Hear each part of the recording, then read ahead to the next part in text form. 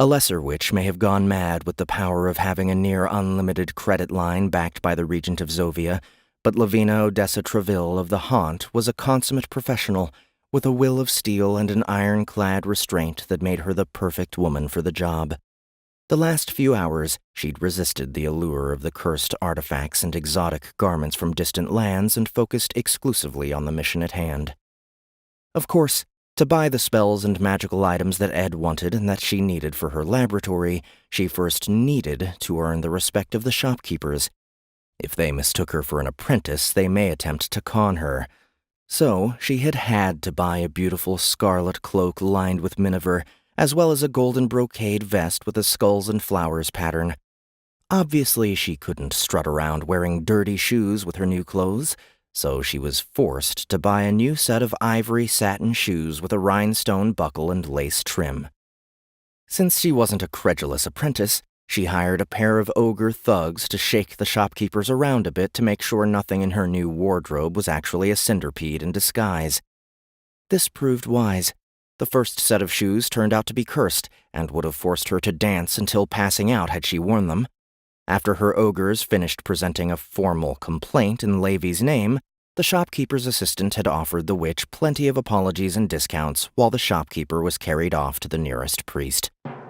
The discounts were so good that it would have been a disservice to the Haunt to let them go, so Lavy had been obligated to buy half the inventory. By the time she left the store, she had so many bags that the ogres couldn't carry them all, so once again she was in the distasteful position of having to rent a carriage.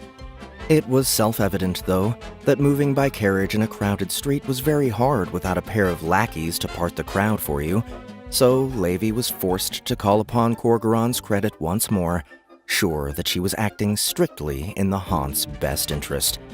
"Out of the way!" exclaimed her golden-haired lackeys as they cartwheeled and danced across the middle of the street, the pair of undead horses that pulled Lavy's carriage only a few steps behind. "Make way for the beautiful and talented Lavina the Witch! Out of the way!" Safe from the jealous glances of the rabble in the road, Lavy relaxed in her comfortable seat as the carriage made way through Broom Street. She was surrounded by piles of parchment and rows upon rows of boxes filled only with the most necessary pieces of magical gear. She glanced out the window. "I like that store," she told Jakesh, her Naga shopping assistant. "What do you know about it?" The storefront that Lavy was pointing at was of grim black wood with an ebony sign proclaiming in silver lettering, "Welcome to Clarence Cauldron's Wondrous Runes and Relics Shop." It had no display, and the interior was hidden from view by a black curtain hanging behind the glass door. Jakesh frowned and adjusted his brass spectacles. Clarence Cauldron? I've never heard of that name.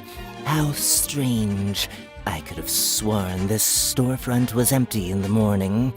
The Naga's tail shifted nervously. "Excellent," said Lavy. She rapped on the wooden panel in front of her with her ivory cane. "Driver, you may wait for us here." At a signal from the driver, the lackeys hurried to open the door for Lavy, then threw a rug on the street before helping her down, so she wouldn't have to sully her new shoes. In doing this, she was merely protecting the assets of the Haunt. She waited on the street, surrounded by her servants, for her ogres to catch up with her on foot. As she waited, half a dozen halflings with shaved heads and dressed in ragged togas headed her way. Lavy's lackeys stopped them before coming too close. Excuse us, madam. A halfling told her. We're looking for our master. He, gets into all sorts of trouble when he drinks and hasn't shown up in days. At that moment, the ogres arrived. "No talking with Master Lavina," one of the brutes said, and the two of them ushered the halflings away. Lavy shrugged and went inside Wondrous Runes and Relics.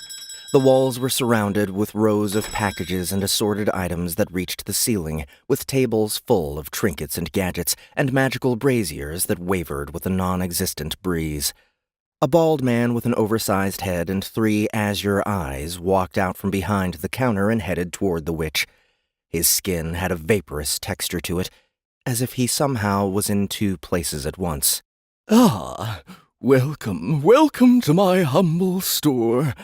I am Clarence Cauldron, at your service. He shuffled toward Lavy, his head bobbling with every step. What can I do for you, my fair lady? Allow old Cauldron to fulfill the true desire of your heart. Perhaps you desire to level your beauty like warriors upgrade their battle talents? With one hand, he rummaged through the nearest pile of trinkets and pulled one of them out, seemingly at random. It was a simple silver-leaf circlet. Behold! With the circlet of Princess Parastar, you can become the very likeness of an eternal elven maid.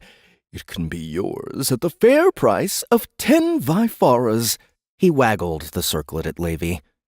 The witch grinned, took the circlet, and handed it over to Jakesh. The Naga examined it with a critical eye, then shook his head.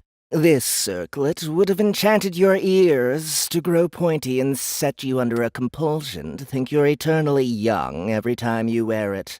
What? Clarence Cauldron smiled nervously.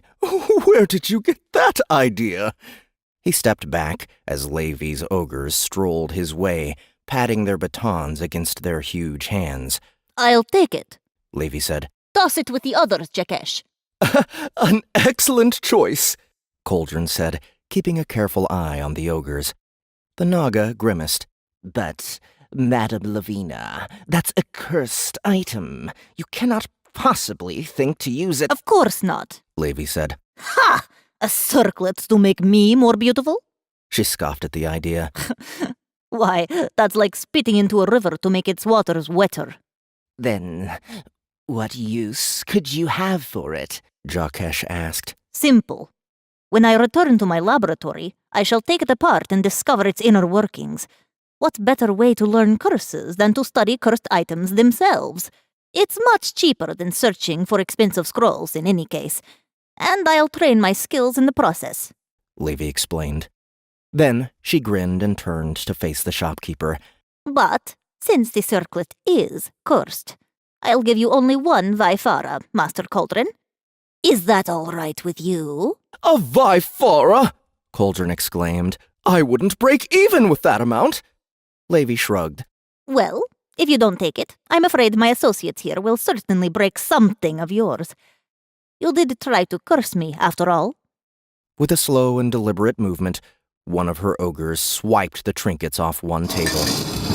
No, what are you doing? Oh, that was expensive. The noise of broken glass and crumpled wood drowned Cauldron's protests.